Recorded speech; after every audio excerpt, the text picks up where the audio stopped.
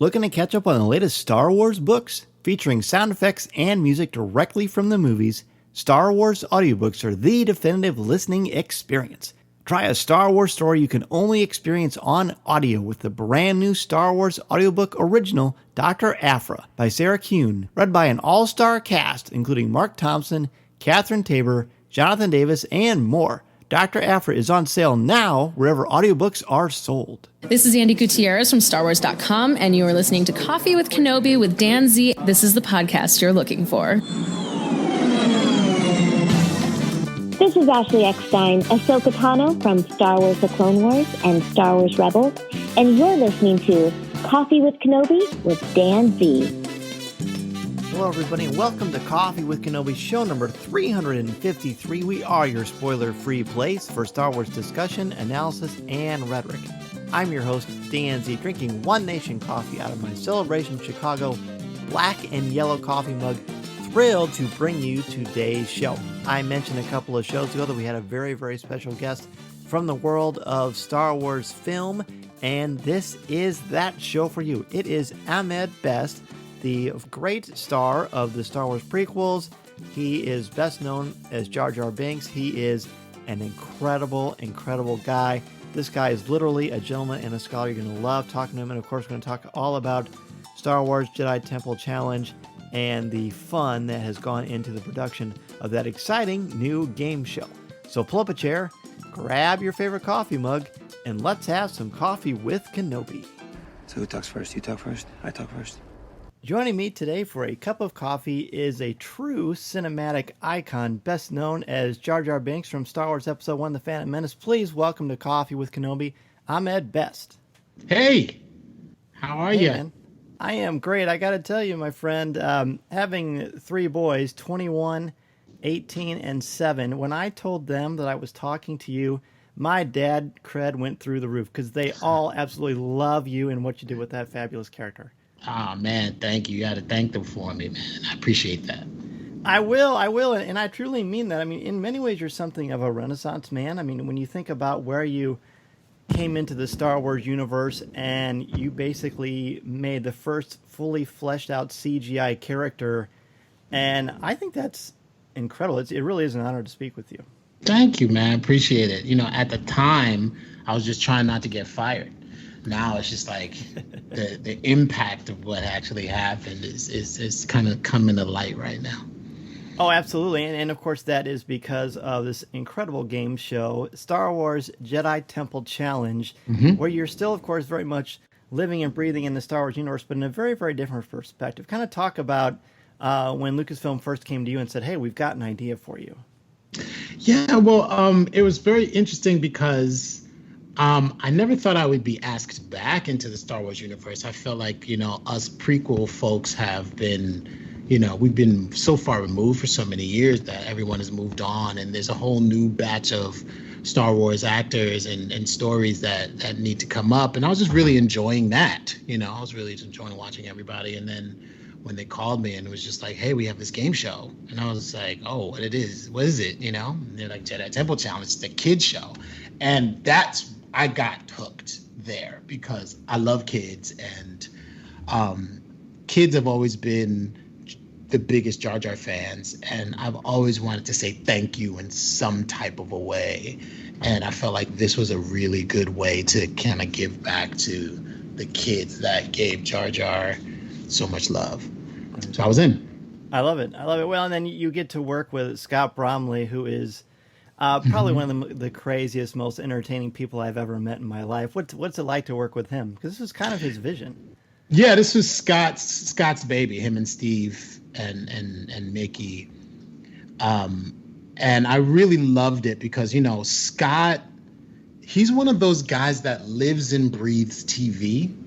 Yeah. And he's younger than I am, so he came up in a TV kids game show world that I was kind of aged out of by the time it was happening, like all the Double Dares and Legends of the Hidden Temple and all of that kind of stuff. Like I was a little bit older for those shows, but I had like younger cousins that would like those shows. And Scott he's one of those guys that when it comes to that kind of stuff, he is an encyclopedia. So he was more than enthusiastic about Jedi Temple Challenge, and I just really wanted his vision to be realized in a way that would make everyone feel like this was the new kids show to know of and be a part of. Right. And Scott, of course, is such a reserved, quiet individual. It's hard to know what he's thinking. Not even close. Absolutely the opposite. That's true. Yeah, he's hilarious. And so I remember finding out about this and just thinking how cool it was that you were a part of it. Your character is pronounced, I always mispronounce it. So it's Kelleran Beq, right? Yes, Kelleran Beq. So talk to me about this character and this Jedi Master's background, and how much did you get to inject of your personality into this character? You know, a lot, actually. I mean, that was a wonderful thing about Scott and Steven and Mickey. They were just like, we have an idea for you to be a Jedi, go be creative. And I really had a lot of room to create who Kelleran Beq was going to be. So I came up with this entire backstory that I really liked. And this whole idea of the sabered hand, which is what Kelleran Beq is known for. And that comes from a style of martial arts that I do that originated in the Philippines called Eskrima. And there's this idea called the bladed hand, which is like the opposite hand of the weapon hand is just as powerful as the hand that holds the weapon. Sure. You know, and in Eskrima, you start with sticks, and then eventually you get to swords and knives and so on and so forth. But that opposite hand is supposed to be like your saving grace. And so I always love that idea. I always love that philosophy as a martial artist. And I wanted to bring that to Kelleran Beq. So since there are no knives or swords, we have lightsabers. I came up with this idea of the sabered hand, and that is, you know, the one-handed lightsaber style that he uses, but the opposite hand is just as powerful. And the lore is, it's almost as if he's wielding two lightsabers with the opposite hand.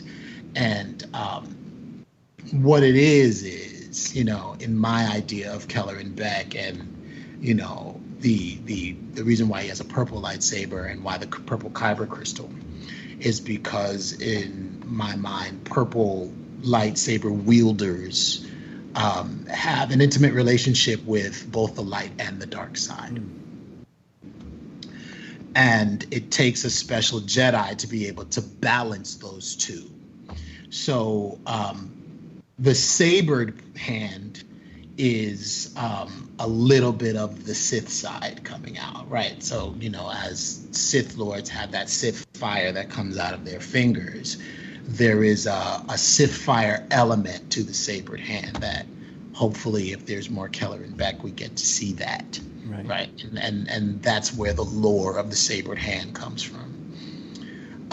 Kelleran is a name that I came up with because I like this idea of names being derivatives, right? Like, you know, Wilhelm automatically turns into William after generations and generations, and accents change and regions change. And I wanted to find a way to tie the sequels and the prequels together in Kelleran Beq. And I played a character because of Anthony Daniels in Attack of the Clones named Ahmed Beq, which was so duly named. And Kelleran, to me, sounds like the origin of the name Kylo Ren. So I wanted to have Kelleran be the kind of the root name to Kylo Ren, and as you go down generations, you'll get to Kylo Ren, but the original is Kelleran. And so tying the prequels and the sequels together was this Kylo Ren derivative and this Ahmed Beq character, and that's where I got the name from, Kelleran Beq. That's beautiful, and as an English teacher for my day job at the high school level, I like the idea of linguistics and culture kind of playing a part in the creation of this fictional character. And I've always believed that fiction imitates life, and as Mark Twain tells us, it often tells us truths that we're afraid to say in normal ways. So that is amazing. Yeah, I mean, that's the kind of stuff that I love, you know, and I love about history in general. Yeah. And, you know, I'm always thinking about etymology and origins and where things come from and why things are the way they are. And I think Star Wars has had that, but it's never been very pronounced. Right. We don't really know about Kenobi, like where that came from. You know, we don't really know the true, I mean, as far as just like cultural nomenclature, right? We don't know if they, you know, deep Star Wars fans can go back and find like the deep meanings of it. But, you know, why Siths or Darths? Yes. You know what I'm saying? Like stuff like that. I love that kind of historical tie-in, you know, in the world building part of it, like in the universe creating part of it. And I've always found universes that have those kind of things to be the universes that are the most rich. The Game of Thrones universe is incredibly rich because it has that historical, you know, lineage that you can go back to and find, you know, the history of the first men and all that stuff. Sure. And I loved the prequels because it gave us that idea of where all of these things came from, and you got to see the Star Wars world pre-Empire. So it's all of this like background world building information that makes you go, oh, that's why Luke and Leia, and that's why Anakin. You know what I'm saying? Like, and it ties into those characters. So I want to continue that in whatever way I possibly can. And I say this all the time. I think the Star Wars fans are some of the most creative fans in fandom. And I think Star Wars fans are actually hungry for that type of storytelling and that type of world building depth and specificity. So I know as a fan, I always appreciate that. Right. So I want to try to bring that, even though this is a game show for kids, it still exists in this universe. It still exists in this galaxy. And with Kelleran, I wanted to try to tie in whatever we know, whatever kind of Easter eggs we can bring that would keep the fandom hungry for more information. Right. Were we separated at birth? I mean, possibly. Because, I mean, seriously, mythology, etymology, I teach British literature, I teach mythology, and I teach a writing class. But you're hitting on all the key points about story and storytelling and culture. And, you know, whether you're playing Jar Jar or you're playing, you know, a Jedi Master, you as an actor and a performer have to find the voice, kind of find the story of the character, and then you become a part of this mythology, but you have to do the work. I mean, if I really want to nerd out, I could say, well, that's kind of why Dungeons and Dragons has become so popular again, because you're building these characters inside, and then you perform, and then it becomes to life. Yes, absolutely. And it, as an actor, it enriches the ability to play this person, but also, you know, giving yourself a history, you can hint at the history. And I've always appreciated audience that go, wait, what was that? Yeah. What was that part? What did actually happen? You know what I'm saying? Like, 83 in one of the lines goes, you know, says to Kelleran Beq, how many times did you do this before you completed the challenge? Right? And then Kelleran Beq is like, let's not talk about that, AD. Right?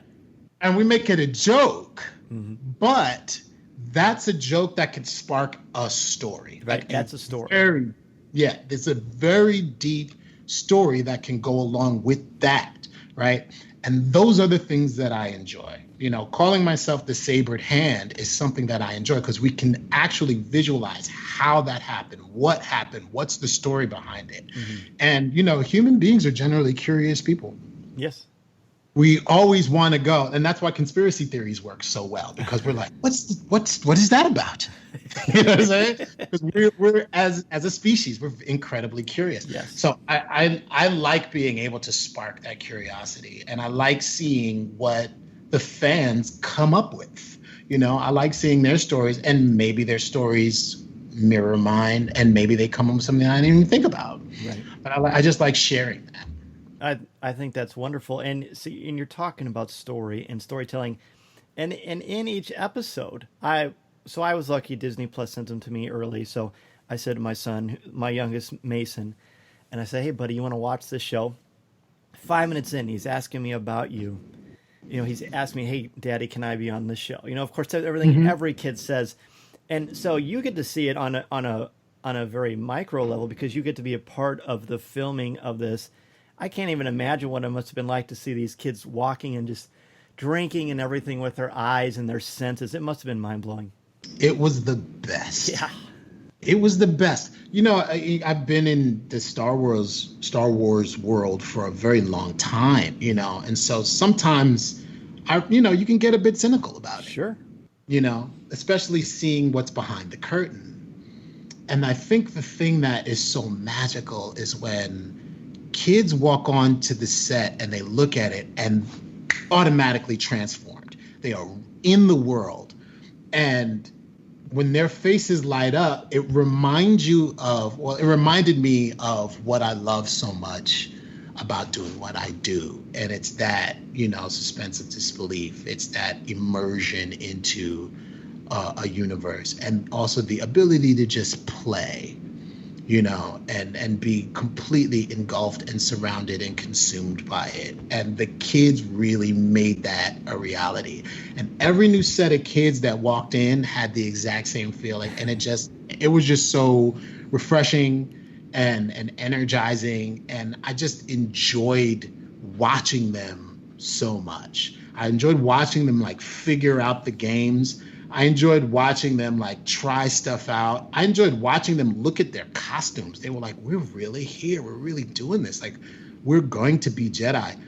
And it really brings out the kid in you. It really brings out that whole reason why I love this back in '77. You know what I'm saying? It really brought that back.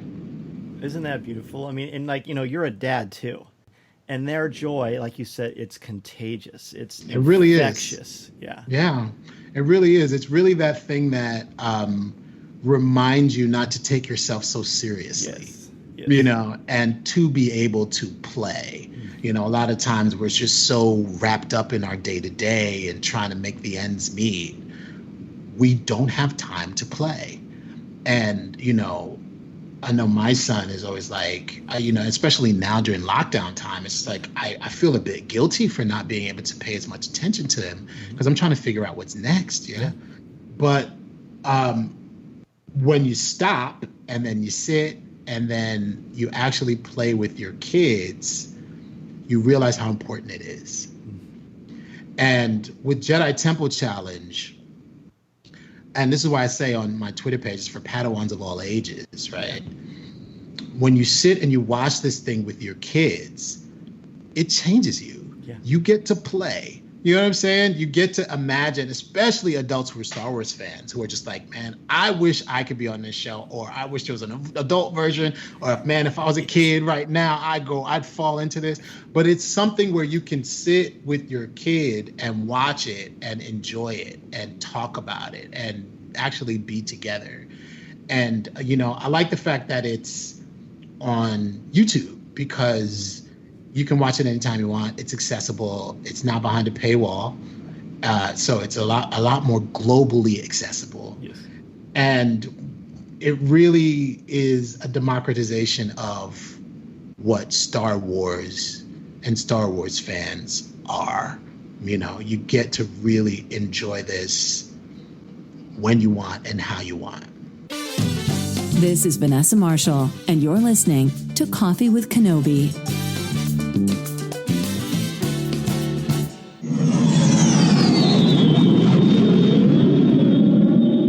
MEI and Mouse Fan Travel is your one-stop shop for your vacation needs and your plans to Walt Disney World, Disneyland, or the cruise lines. Travel looks much different now than it did a couple of months ago, and with the opening of Walt Disney World and soon, hopefully, the opening of Disneyland, you need a place to go where you can trust, and they will help you figure out and navigate all the different circumstances and guidelines that Disney has put out for you.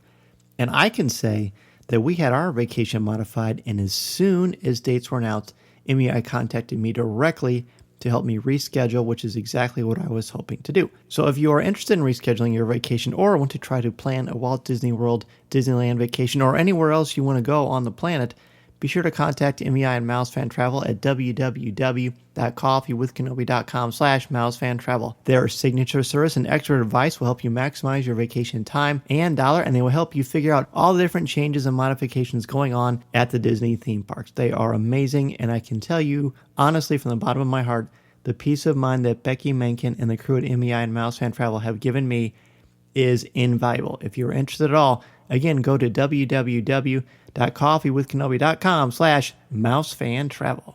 Looking to catch up on the latest Star Wars books but can't find the time? Try listening to them on audio, featuring sound effects, top-notch narrators, and music directly from the movies. Star Wars audiobooks are the definitive listening experience.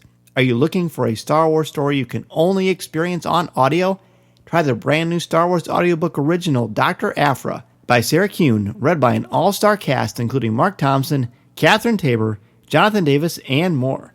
Dr. Aphra is on sale now. Visit penguinrandomhouseaudio.com/Star Wars to listen to clips and find your next listen, or buy now wherever audiobooks are sold. Right.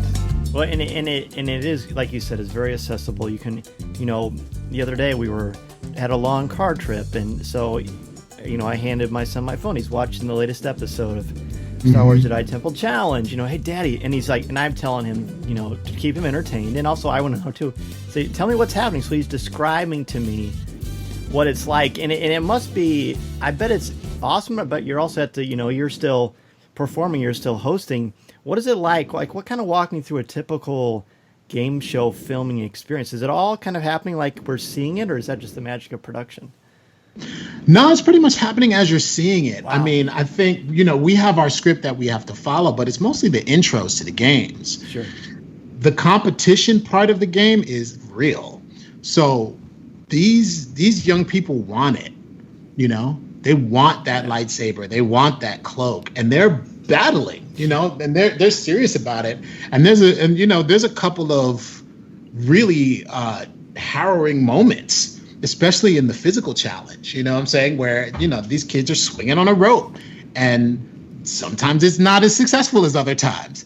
And so when, Mary and I are commenting on gameplay, those are like real-time comments. Right. We are really watching what they're doing and their decision-making and the strategies that they have, and are genuinely excited about it. So yeah, what you see is pretty much the show. And I have to say, like, I'm just so amazed at the contestants and how they do what they do. Because there are a couple of things in the show that I don't think I could do, especially, the knowledge challenge, where you have to like listen to the story and then, answer the questions. There were a couple of times where I was just like, you know what, I'm going to actually do it. I'm not going to read the script. I'm going to see if I can remember these details of the story. And I would sit and listen to Mary tell the story. And then I'd just be like, nope, gone. I lost it. I'm not, where are we? Yeah. And then the kids would answer these questions. And I'm like, how did they retain all of that? No, I don't know how they did it. But yeah, it's pretty much what you see. That's wild. I mean, it's got to be a lot to keep track of. But I agree with you. After watching, that you've got strength, you got knowledge, and you've got bravery. But for knowledge, I'm pretty convinced I'm not a Jedi now, unfortunately, because of the exact reasons that you mentioned. But, the kids, you're right, they just like have photographic memories. And what I've learned, throughout time as an educator, when you engage kids, when you keep them entertained, they're gonna buy into everything that you are trying to explain to them and show them. And that's a key element of why this show is so successful and so darn fun. It's exciting. The competition, of course, is real, but it's very entertaining. It's a cool part of the story. Yeah, that's a big deal. It's a really big deal. And I like the fact that the kids are excited for each challenge. And what's really exciting is when, kids are playing at home, they try to find a way to create their own Jedi Temple challenges, right? And so I sometimes get pictures from kids like walking through where they live or their backyards, and they've constructed their own Jedi Temple challenge obstacle courses, or they have their own knowledge trials. Like parents are taking the method of the knowledge trial and incorporating it into their kids' schoolwork, you know? And so it's stuff like that that gets me excited, because there's a bit of cynicism when it comes to young people learning nowadays. Yeah. Everybody talks about how much video games that they play, or everything is kind of like spoon-fed to them on TikTok and, you know, all the social media stuff. So there's a great deal of cynicism when it comes to how children learn nowadays. Yeah. But learning hasn't gone anywhere. Right. Kids want to know. Kids want to learn. Kids want to have that experience. We have to meet them at their attention span. We have to meet them at their curiosity. You know, we have to meet them at their interest. We can't stick to how we learned as kids, right? The world is faster. It's more accessible. It's easier to get misinformation. So we have to find a way to meet them at where they are and where the technology is. But learning hasn't gone anywhere. No. Yeah. They're still excited to learn. And that's what I dig about Jedi Temple Challenge. When I hear these stories back, it's like, oh, my kid got all the answers to the knowledge challenge. Like, see, they can do it. They still can do it, right? And so the cynicism of where we are as far as how we educate our kids kind of goes away. I agree, and again, you know, you're talking to an educator, and you are preaching to the choir, my friend. And I completely agree, because they are hungry. Kids are very much like sponges, and you know, it's, you know, like, and you said it beautifully. You know, the way we learned is different. You know, this is a different generation. They have different things. They have so much more vying for their attention than we can possibly comprehend. So then you meet them where they're at. You know, when other teachers say to me, you know, remote learning is intimidating, blah blah. I said, no, well, we just have to do it better. They already know how they can get on Zoom calls and Google Meets and do all this stuff. We can do it better. And that, I feel like, is what Jedi Temple Challenge is doing.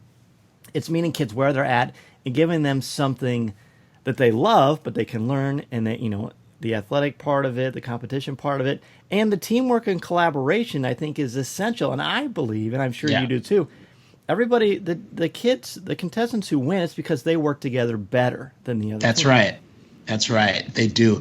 And you can tell which teams know each other and which teams trust each other. Yes. And at the end of the day, it is, you know, there's the escape room part in the final challenge where they're separated into two different rooms, and one kid has to communicate to the other kid about like either colors or shapes or and it really is a testament to how we talk to one another. It really is a testament of how communication is key, even when you're separated. And the contestants that communicate the best and get through that part of the trial, in the final trial, are usually the ones that fly through and get the lightsabers. It's the ones that have a hard time communicating that get tripped up in that one, and you're just like, oh, this is a very integral part in the process. You have to know how to communicate with one another. Here. And then at the end of the show, when there's a team that's successful, you get to read that awesome Jedi oath. It always sounds so cool and majestic, come from Kelleran Beq. And those lightsabers look very much like the ones from Galaxy's Edge, as far as I can tell. Yeah. Yeah, they are. They are the ones from Galaxy's Edge. That was important also. Yes. You know, I think when we're talking about learning and we're talking about reaching kids to where they are, we're talking about accessibility, right? And for me, I wanted Jedi Temple Challenge, from what I could do, to be as accessible as possible. I wanted people who are looking at Kelleran Beq to go, I could do that. Like, I could be that, rather than, oh, that guy is so cool, I'll never be, right? Right. I've always wanted a character to be accessible, to be approachable. So the fact that you can get these, you know, even with Kelleran's lightsaber, you can get those components at Galaxy's Edge. Like, you can actually build that. And it's not a custom, specific, unknown, untouchable thing, right? No, these are regular parts that you can get. You know what I'm saying? Even the boots that Kelleran wears, like the costume is a Galaxy's Edge costume. And Really? It's like, get that costume at Galaxy's Edge. Wow. Right? And that accessibility, the ability to come into your home and say, you know what, these things are actually achievable. That's where you get them. And it's not, these custom things is important for the show. Listening to Coffee with Kenobi, you are, with Dan Z, the podcast you're looking for. This is...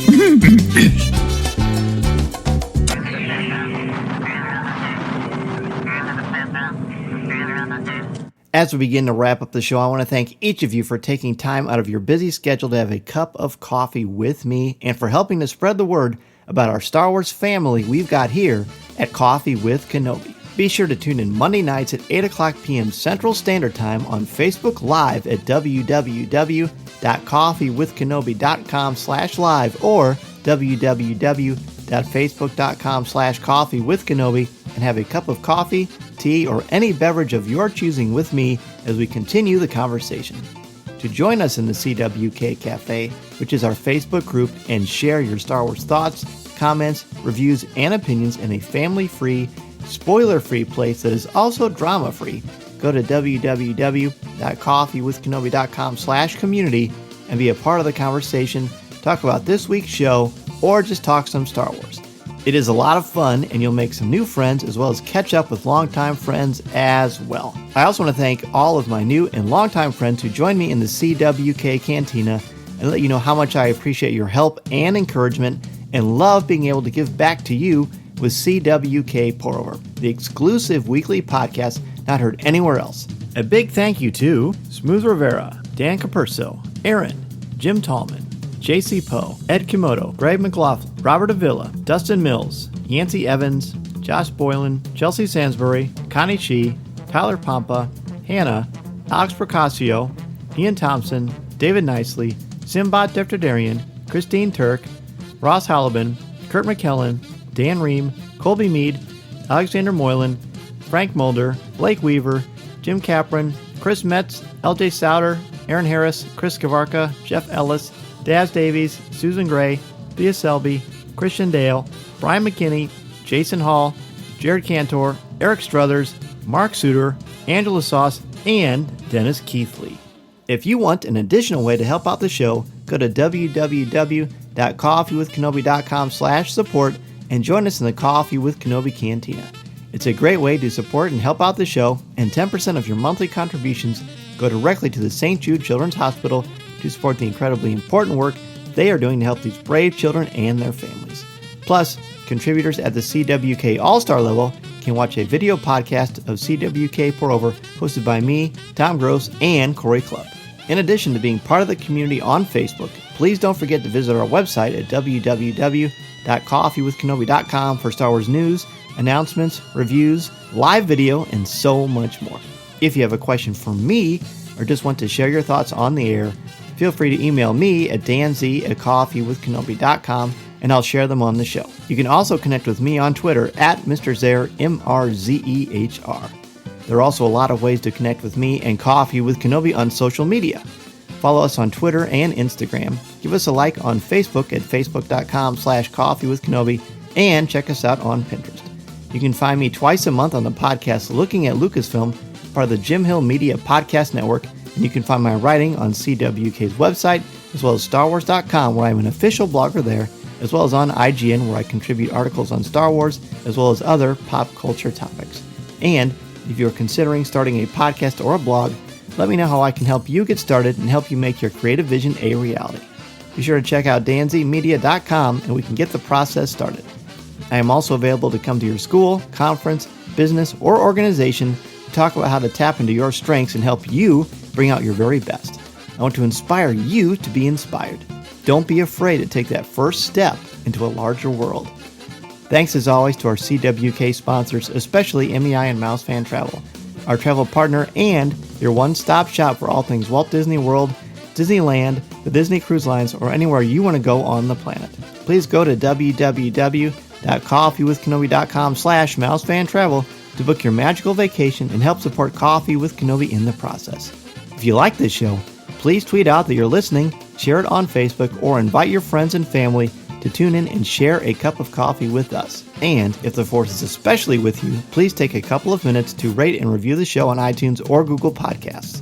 Every review makes a huge difference and helps to spread the word. Go to iTunes and search Coffee with Kenobi and you'll see the show there. My circle of friends has grown so much because of each and every one of you, and it means so much to me that we have such a wonderful Star Wars community. I knew you were talented and charming, but I'm also equally captivated by how you tell a story, man. What a treat to have you on Coffee with Kenobi. Thank you, man. It's been fantastic. I love talking about this. I love being part of this. You know, everybody goes, you know what, Ahmed, you're the only thing Star Wars going on right now. And I'm just like, oh man, you know what? I never really thought about that. You wear it well, though, I got to tell you. Yeah, well, I'm glad it's a kid show. You know, that's going on right now because, you know, George always said it's about the kids. Yes. You get the kids, you get fans for life. And I've always believed that. And I've always held kids in such high regard. And I've always loved listening and learning from children. And being a part of this in that respect, especially for the younger Star Wars fans, is just such an honor for me. Yes. Well, hey, that's why you're such a great ambassador and a great dad. But, you know, and of course, second thing being the most important. Well, again, thank you so much, Ahmed. If people want to reach out to you and ask you a question or ask you about Star Wars Jedi Temple Challenge, where can they reach out to you on social media? Yeah, I'm at Ahmed Best on Twitter. I'm at Best Ahmed on Instagram. Not too much on the Facebook, so much, but Instagram and Twitter are probably the best two ways. I love it. Well, hey, man, love to have you on for a cup of coffee anytime. Yeah, man. Thank you so much. I appreciate you. My pleasure. Ahmed Best, ladies and gentlemen. As I mentioned at the top of the show, an incredibly engaging, intellectual, thought-provoking guy. His insights on etymology and history, I think, are so important to our understanding of mythology and Star Wars. A true pleasure to have him on Coffee with Kenobi for sure. It is also my sincere pleasure to chat with each of you every Monday night at 8 o'clock p.m. Central Standard Time on Facebook Live. We have top fives, trivia, go over the Star Wars news, and just have a great time. It literally does feel like a family reunion each week when I see these familiar friends and faces, and I hope you will be a part of that conversation as well. Be sure to go to www.facebook.com/coffeewithkenobi or www.coffeewithkenobi.com/live. Until next time, everybody, have a great weekend, and remember, this is the podcast you're looking for. This podcast is not endorsed by the Walt Disney Company or Lucasfilm Limited. It is intended for entertainment and informational purposes only. The official Star Wars website can be found at www.starwars.com. Star Wars, all names, sounds, and any other Star Wars related items are registered trademarks and or copyrights of Disney and their respective trademark and copyright holders. All original content of this podcast is the intellectual property of Coffee with Kenobi unless otherwise indicated. This is the podcast you're looking for. There's no one here. Move along. Looking to catch up on the latest Star Wars books featuring sound effects and music directly from the movies? Star Wars audiobooks are the definitive listening experience. Try a Star Wars story you can only experience on audio with the brand new Star Wars audiobook original, Dr. Aphra, by Sarah Kuhn, read by an all-star cast including Mark Thompson, Catherine Tabor, Jonathan Davis, and more. Dr. Aphra is on sale now wherever audiobooks are sold.